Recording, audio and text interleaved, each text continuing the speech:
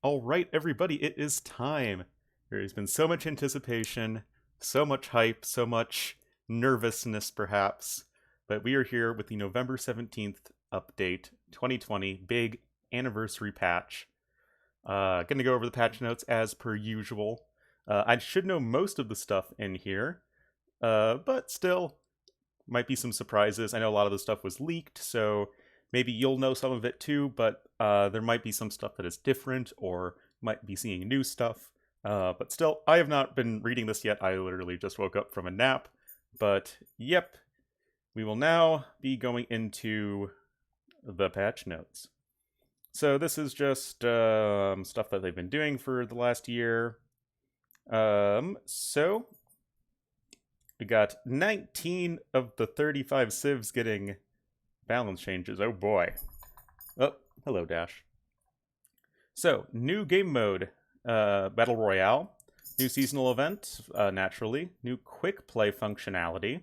Various performance and stability improvements. Improved wall placement. Improved wall placement. There we go. Another quality of life features. Changes. Prefer random. Ooh. Ooh, I like this. I didn't even know about this. And new scenario editor stuff. Okay. There's the build spotlight. There's going to be an event. There's going to be some stuff. You know, confetti.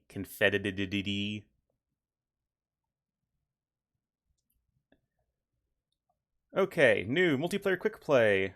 Yeah, to be honest, I'm not all that interested in this. I guess this is for players who would be wanting to do like the lobby games, because like there's a lot of noobs apparently. I mean, I'm sure some of you guys mostly just play lobby games because they don't want to play ranked, but because there's no good way to like 4v4 BF noobs only. Well, like, what does noob mean? Like, it means a lot of different things. It's not very specific, and of course, there's always like the smurfing thing and whatever. So this is probably for that, if I had to guess. Then there's Battle Royale. There was a whole little event with it a couple weekends ago. It's a new game mode. It's kind of just like a little fun thing. Everyone got to get on the BR hype train. Multiplayer updates. Oh yeah, they did the whole UI overlay. I'm not the biggest fan of that, but this is at least quite nice. I think this looks very nice. Game stability and performance. Players now properly reconnected if if there's a brief drop in internet connection. Okay, that's good. Implemented various performance improvements. That's good. More performance stuff. More performance stuff. Fix various issues which prevented players from connecting to a match during ranked. Oh, yeah, that happens sometimes. And some technical stuff. Created a new hotkey entry for quickly go to king. That's pretty nice.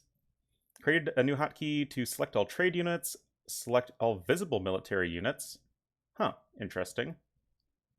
Oh, yeah, okay, so this now gets warships. The mouse wheel can now be used to scroll through the text tree. Oh boy! Now we're really entering the 21st century.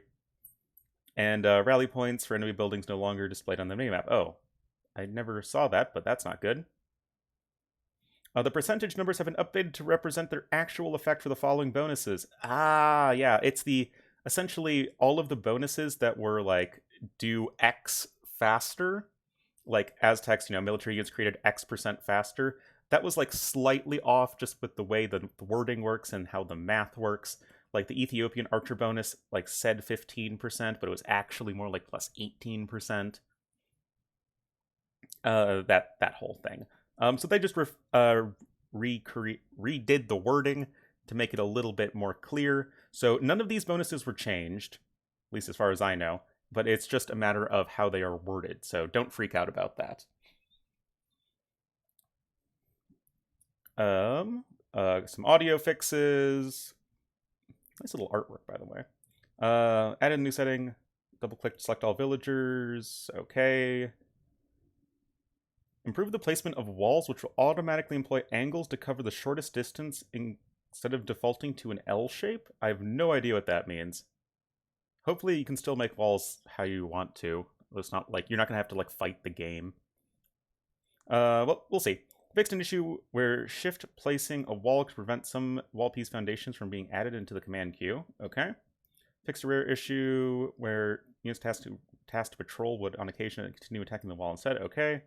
Units can be DQ'd from the global queue. Okay, that's going to be nice for people who use that. Trebuchets now display their packing progress. Oh, that's interesting.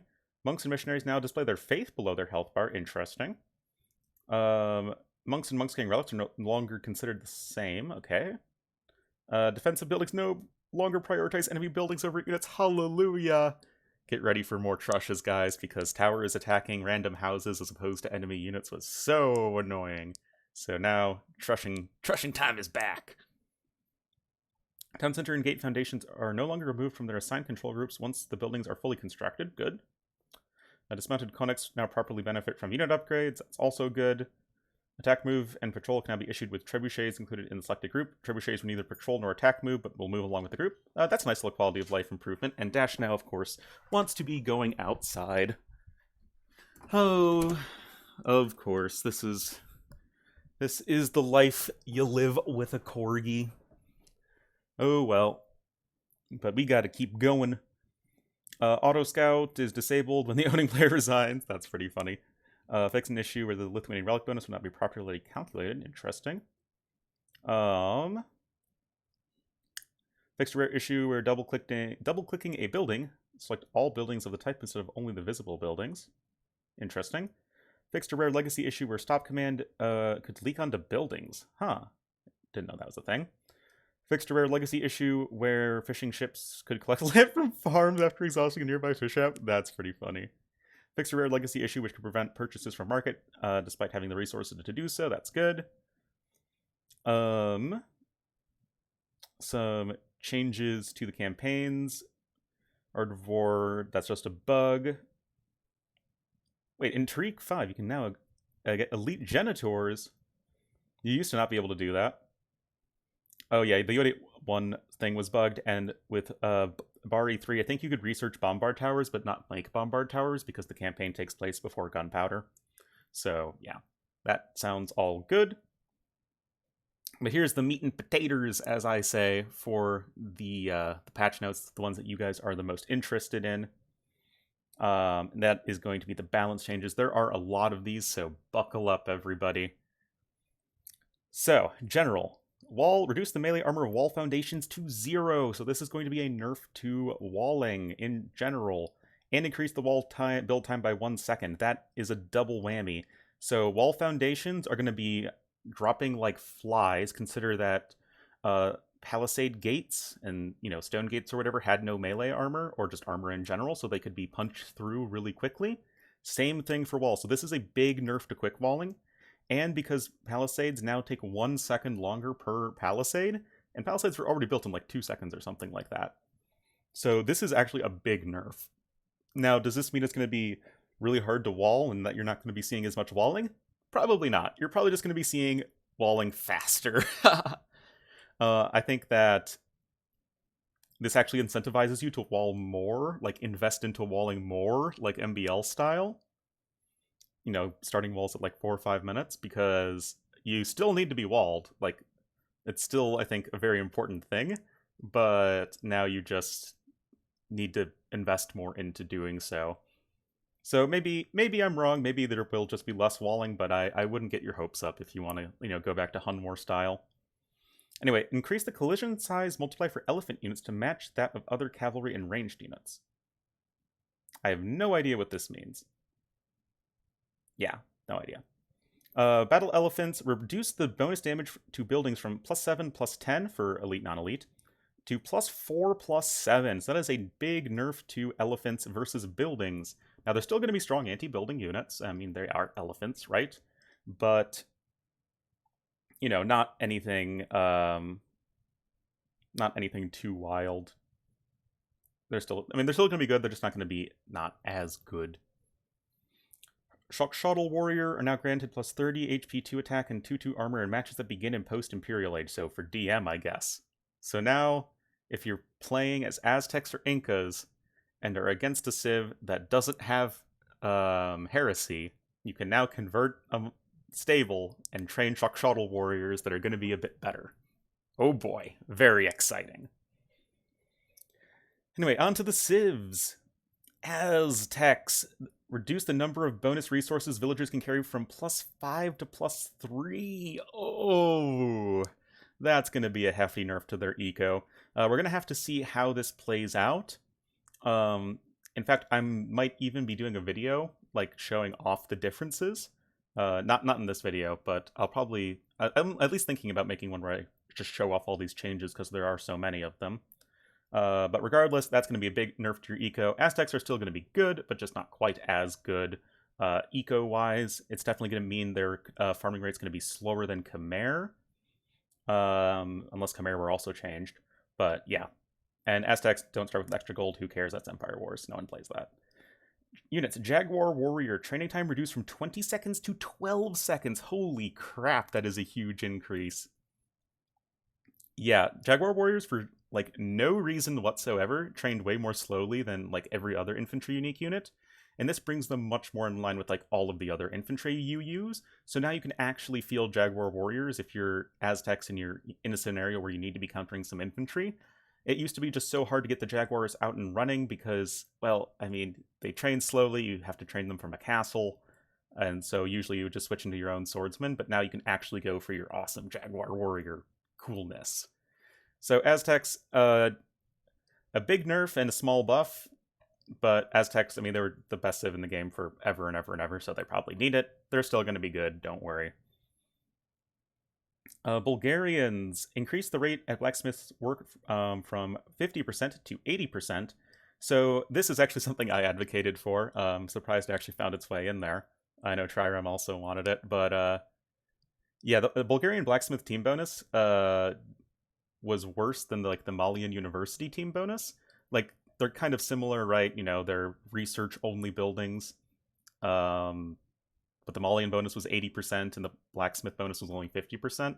Like, yeah, I guess you use the blacksmith more than the university, but Bulgarians needed a little bit of a buff anyway, and they were especially kind of underwhelming in team games, so I think this is going to be really nice. And here's the big one. Blacksmith and Siege Workshop upgrades now cost minus 50% food. Dang. That's a lot of food saved, guys. That is a lot of food saved. I think in team games especially, Bulgarians, you really have to start considering them as a pocket civ, because now it used to be really hard to like see a pocket player make a transition into siege because, you know, you need to get the siege going forward, and usually if you're going for cavalry or, well, paladins, elephants, or camels, like all those things require a lot of food. But if Siege Workshop upgrades now cost less food, you can actually leverage the fact that Bulgarians do have very good siege. They only miss Bombard Cannon, I believe. So having a Siege Ram upgrade that costs 500 food? Dang. Siege Onager is 1,300? So 1,300 to 1,350. It's a lot cheaper. So yeah, Bulgarians, they're going to be a civ to look out for, guys. These are not remotely small buffs.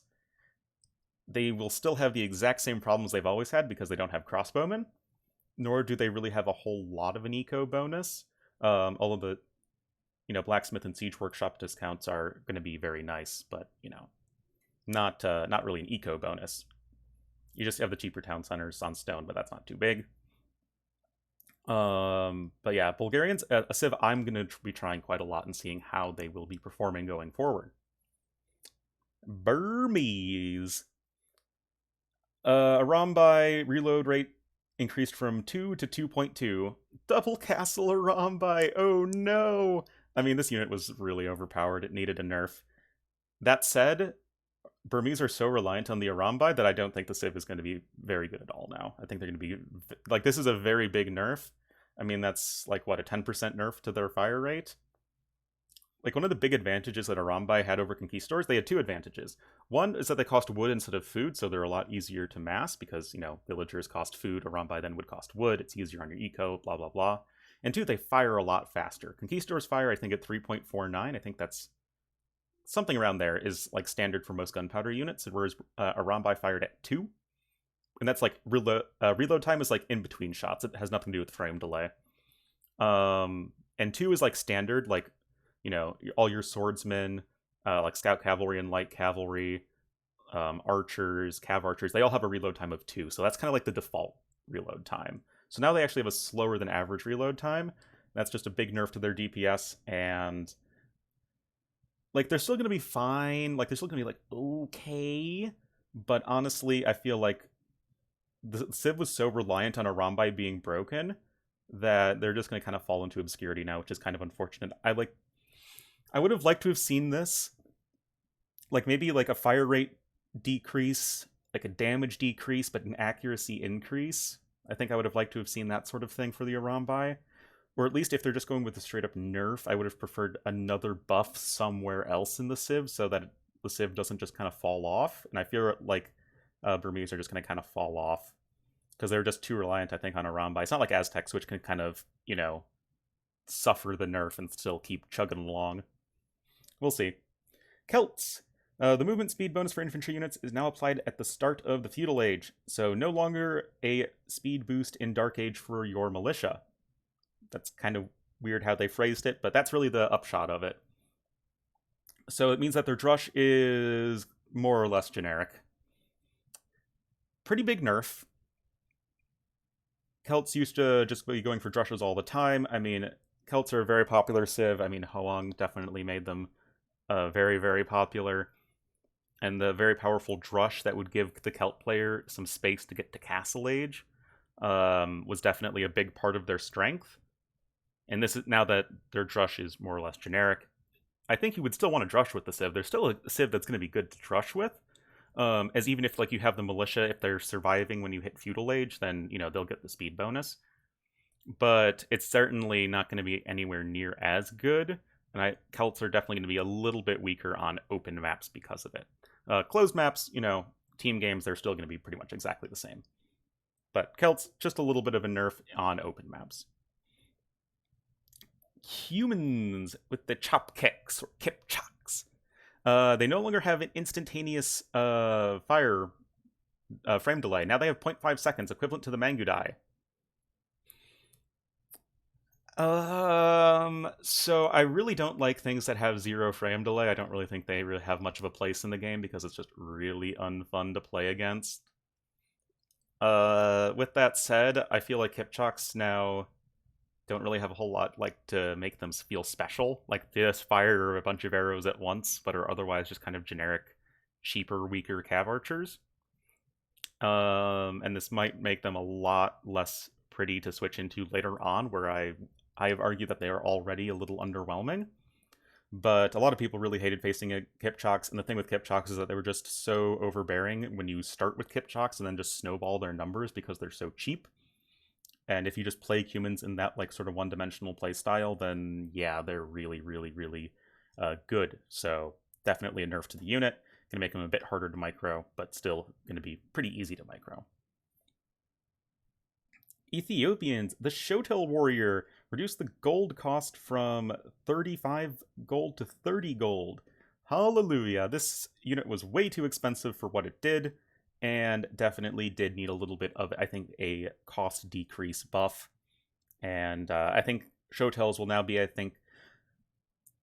don't think you want to like go for Shotels in like scenarios where you wouldn't otherwise go for Shotels, but in the scenarios where you do want to go for Shotel Warriors, i.e. against, say, a bunch of Eagle Warriors, against like Goths, if you're going up quickly against like a large siege army, like a bunch of rams, and you need like some melee units because, you know, your Ethiopian army is a bunch of archers or whatever, I think the Shotels are going to be a much stronger option in those scenarios. And I think that's really good because it's just, you know, the Shotel Warrior is a unit that fills a very specific role in the Ethiopian army, and it was just kind of too expensive for what it did before, so I like that change a lot. Torsion engines reduce the width of Scorpion projectiles from 0.5 to 0.4. To be honest, I never really saw this much because you very, very, very, very rarely ever saw Scorpions with Ethiopians with torsion engines in late game. Maybe in like some team game scenarios or in deathmatch. But I did hear that Ethiopian Scorpions were like way too strong. So I guess this is fine. To be honest, I don't really, I never really saw this too much. Um, so yeah, not too big of a deal. Ethiopians, I think the show tell buff is definitely bigger, so a little bit of a buff to them. Goths, Loom can now be researched instantly rather than at no cost. This is kind of strange. I feel like they could have just done Goths, start with Loom, but minus 50 gold. I mean, yeah, Ornlu, but that's a nerf to them on Arena and other maps where you don't want to get Loom right away. Yeah, I know, but this just feels kind of weird. Like, are there any other bonuses in the game that are like, you research a tech instantly? I don't know. But it's like a very, very slight nerf. You can still go for a 3 militia drush without any without having to mine any gold, and that's the most important thing. But you just don't get that extra gold. Indians, oh boy. All stable units now gain +1 Pierce Armor in Castle Age and +1 Pierce Armor in Imperial Age, as opposed to the +1 Pierce Armor previously granted only to Camel units. Reduce the damage dealt by camels to buildings from +5 to +4, and you no longer have access to plate barding armor. So all of these kind of have to be taken up at once. It's a nerf to camels in team games. And it also kind of nerfs them in 1v1, which is kind of unfortunate. So if you think about it, the +1 armor you get in Castle Age and the +1 armor you get in Imperial Age is really just adding up to be, you get the effect, the pierce armor effects of plate barding armor for free, but you don't get the extra +1 melee armor from plate barding armor. And that applies to your hussars as well as your camels. So they're a little bit worse in melee situations. And yeah. Is this going to change a lot for team games?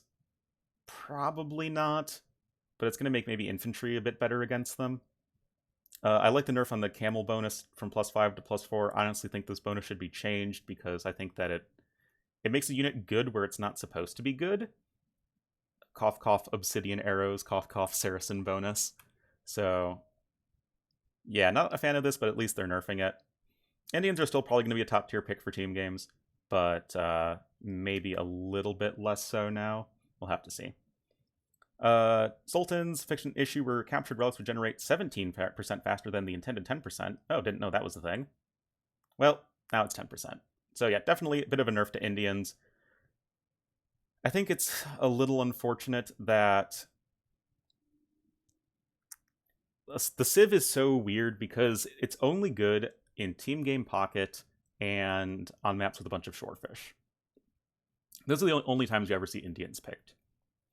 Like, they're sort of like okay on Arabia. They're not that great on Arena. They're not very good as a flank Civ in team games. They're not a good water Civ. They're not really a good hybrid map Civ. But it's like they were so oppressive in Pocket and team games. And of course on maps with shorefish. So, Indians are just... they're a problematic Civ that probably need more changes going forward. There's some ideas I have for Indians, but maybe that'll be the subject of another video. We're already 23 minutes into this, holy crap. But it's a big patch, to be fair. Italians. The Genoese crossbowman, training time reduced from 22 to 18 seconds, and elite Genoese crossbowman from 19 to 14 seconds. So buff on the creation speed of Genoese crossbowman. It is now going to be an easier unit to switch into. That was a pretty slow train time for an archer unique unit, like a foot archer. So this is definitely going to be a nice little buff for the unit. And it's going to be, again, you're not going to be changing the situations in which you want to be going for the Genoese crossbowmen, but it's just in the situations where you already wanted to be going for them, you can now go for them better. Same thing with Jaguar warriors, and same thing with Showtell warriors. Notably, no nerf to Italians on water, which I think is interesting. Remember when I said that in case they didn't change the Khmer farmers? I clearly forgot they did that. Further reduce the work rate of Khmer farmers from -3% to -5%. They used to be working at around the same rate as Aztecs, but Aztecs just got nerfed, and so did Khmer, so both those civilizations are no longer benefiting from the as good of farmers. Now, Khmer farmers will still probably work faster than generic farmers, like when all is considered, but that's definitely something I'm going to need to test out. So yeah, we'll have to see on that. Reduce the speed bonus of battle elephants from plus 15% faster to 10% faster. Hallelujah! Oh my goodness, this was such... Like, battle elephants for Khmer were way too fast. They were like just chasing down archers and infantry without a care in the world. They're still going to be really good in team games, guys. Like, don't worry. But this is definitely a double hit to Khmer, especially in team games. And their battle elephants should not be as oppressive. Oh yeah, also the Tusk Swords upgrade is now more expensive. What is it, 50% more wood, 50% more gold? And now it's a pretty pricey tech, but it makes sense. It's plus 3 attacks. Like, that's not any small deal. So overall, definitely nerfing to Khmer across the board, which is probably needed. Koreans. Oh boy, this is a lot of stuff. Now received archer armor upgrades for free, so that means you'll be getting padded archer armor, leather archer armor, and ring archer armor for free. That's pretty good. Especially with the wood discount bonus that they have already. Koreans are looking like a legit archer civ, guys. Like, in early archer skirmishes, the fact that you can just get the earlier archer upgrades is really nice. Your war wagons, as soon as you start making them, if you go FC war wagon, they're instantly going to be having 5 pierce armor. In Imperial Age, they'll be instantly having 7 and then 8 pierce armor once you get the elite upgrade. That's pretty good, guys. I definitely, again, kind of like Bulgarians, I'm really interested to be trying out Koreans a bit more. Korean towers no longer gain the range bonus previously granted in the castle in Imperial Age. Don't worry, that's going to be coming back later. And then Elite Turtle Ship increased the movement speed from 0.9 to 1.035. Again, let me get back to that. Here we are. Their Castle Age unique tech was Panokson, but now it's going to be replaced by Upsong. And Upsong grants watchtowers, guard towers, and keeps +2 range. So what they're doing is they're shifting the range extra range they get from towers from being just an inherent bonus to you have to pay for it at the castle. And I believe it has the same cost as Panokson. So I think that's like, what, 200 wood, 200 gold? It's either 200 wood, 200 gold, or 300 wood, 300 gold. Or maybe, I don't know. I don't remember. But it's not too cheap, not too expensive. But overall, this is definitely a buff to Koreans. Oh yeah, and the speed bonus that Panokson granted is now just being inherently given to you once you research Elite Turtle Ship. Like, the speed bonus that was granted from Panokson is now just being, like, you just get it for free once you get the Elite Turtle Ship upgrade, which I think is fine. So definitely a bit of a nerf to the Korean tower play, but a big buff to their regular land unit play. So I'm definitely pretty interested to see how Koreans are going to start playing out. Lithuanians reduced the pierce armor from 2 to 1. Big nerf to the latest against archer units. It was supposed to be a, more glass cannon-y, high attack version of the knight, but it turns out that because they were fairly cheap and could be masked quite quickly, they just kind of ran over everything and were like one of the most broken units in the game. But hey, now we are going to be, seeing them a lot weaker to archers, which is good. Is the unit still going to be incredibly strong? Yes, but can't really just make it blindly into arbalests, which is good. Malians, Gebeto reduced the frame delay from 1.2 to 1. Oh man, this feels good. Gebeto had way too long of a fire delay. I mean, 1.2 is super long. Like, think about the Kipchak went from 0 to 0.5 as the same as a Mangudai. So it's still double the Mangudai, but it's going to feel a lot better to micro them. So we'll be getting to see Gebetos a bit more, which makes me happy. Like, this is actually something that does change, like, the situations in which you can use them, because maybe you can now fit them into your army a bit better. A pretty nice army combo is actually going to be, like, Champ Gebeto, if you can afford it. Because, or maybe even, like, Pikeman Gebeto. Because the Gebetos are just going to be doing so much damage as, like, a support unit. So, yeah, let's see how this one plays out. Mayans, Obsidian Arrows, no longer grants double attack bonus versus all the stone defense buildings. I just don't like the design of this tech. Same as Indian team bonus, same as Saracen bonus. Yeah, not a big fan of it, but I'd rather it be worse than better. So that's good. Portuguese, new bonus. All technologies now researched 30% faster. If this applies to age ups, this is like insanely good. If it does not apply to age ups, it's just a solid bonus. That's something I'm definitely going to want to test. Yeah, we'll have to see how that one plays out.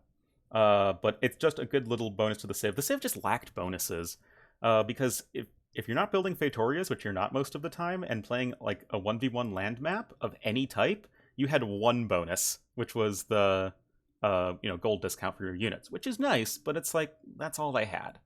And then I guess Arquebus in like super late game, but that's not again, that's not in every game. So I'm really glad they have this, and I think that this should make Portuguese, I think, a lot more of a competitive Civ just in general. Spanish fixed an issue which prevented the faster reload time bonus for gunpowder units from benefiting cannon galleons. Okay, so a little bit of buff to Spanish cannon galleons, that's fine. Tatars.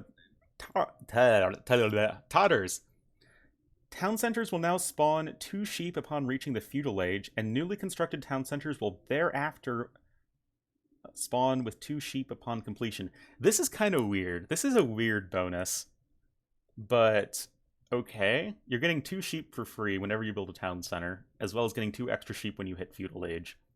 So you're going to be able to delay farming for quite a while, since remember that your sheep last 50% longer with this civ. But yeah, we'll have to see. We'll have to see how it plays out. It's gonna be kind of weird because, like, you're trying to add extra TCs in the mid game, and then you just end up getting sheep, and you're like, well, what do I do with these sheep, man? But I guess you'll just take them right away, right? So I guess that's fine. It's a little bit of a buff, and then silk armor is not going to give you extra melee armor, so that's going to be good as well. It's going to make your light cav really sick. Step lancers are going to be better, and it's going to make your cav archers with more melee armor too. So that's going to be very nice. Turks, oh boy, guys. The scout line gets 1+1 pierce armor. This is pretty crazy. So this is why they changed silk armor, by the way. Otherwise, you would just be getting like the benefits of silk armor for free, but just for your scout line, so they differentiated it a bit. Does this mean Turks can just go scouts and deal with archers on land maps? Maybe? Maybe. Again, we're going to have to see how it plays out. Also, they buffed Elite Janny accuracy a little bit. That's fine. So long as they didn't change Jannies in Castle Age, that's fine with me. But yeah, let's see how this one plays out. Again, I'm really interested to try this one out. It might be enough to get them through early Castle Age, because Turks, people think that their biggest problem was their lack of Elite Skirmisher and Pikemen in late game. And yes, that's a big problem, but we always have to remember that not every game goes to post-Imperial Age. Yeah, there's the situations where you get your gold or stone denied, and then you're really sad as Turks, but again, not every game. Every single game, pretty much, you go to early Castle Age. And not having anything that's super good against archers there was just going to kill the Civ every single time you face a good archer Civ. So maybe the scout change can, sort of get them through it. But yeah, we'll see. We'll see. Finally, Chieftains has been nerfed a lot. You have to pay way more for it, which I think is fine. It's a very, very good upgrade, and Vikings have good eco, so that's fine. So yeah, lots of balance changes here, guys. I'm pretty excited to try them out, and I'm interested to see how they're going to be affecting the metagame going forward, especially considering that we are in the middle of 2v2 World Cup. Random maps. Always added safeguards to ensure that sheep will spawn in correct numbers. Okay, that's good. Empire War changes, don't care. The Penguin has been added as a scouting unit. Feels good, man. Implemented fixes to prevent small patches of roads and snow terrain. That's funny. Cliffs will now avoid generating near forests and player starting areas, so that's going to make it a little bit easier to wall. Or harder to wall. The other one. Reduced elevation on Nomad is good. Goldstone berries no longer spawn next to each other. And the island now avoids map edges in all directions. Oh, okay. That's interesting. Well, now it is an island, right? Are there any other super, like, big maps? Like Snake Pit? No. Random map scripting is not something I know about much. Lobbies and matchmaking, quick play, already talked about it. Updated the invitation system, that's nice. Multiplayer lobbies. Ooh, you can combine Regicide, Empire Wars, and Sudden Death with other game modes. That's cool. Conquest Victory Condition is now available in the Regicide game mode. What? Wait, and before, if you played Regicide, could you build like a wonder and win? I'm not too sure what that means. Yeah, the prefer random civilization is going to be awesome because yeah, now it requires a majority of players to opt in rather than all players, which means that in team games, if there's like one person who didn't want to go random, then they can now be overruled by the majority. Okay, you can choose your server when restoring a game, which is very important for tournaments. That's fine. Some AI changes are nice. That's all fine. Modding. Ongoing investigation, team game connection issues, definitely. Oh, there were some problems with Spanish changes, but that's fine. And that's it, guys. What a big old update. Yeah, this is going to be pretty crazy. I'm really excited to see how these changes play out. Again, I might do a video, like a supplementary video, where I test out some of these changes. So potentially be on the lookout for that. Maybe. But yeah, I hope you guys enjoyed. Hope you guys are excited. I'll link the update thingy in the description of the video, so definitely leave a like if you enjoyed, and I will see you guys next time.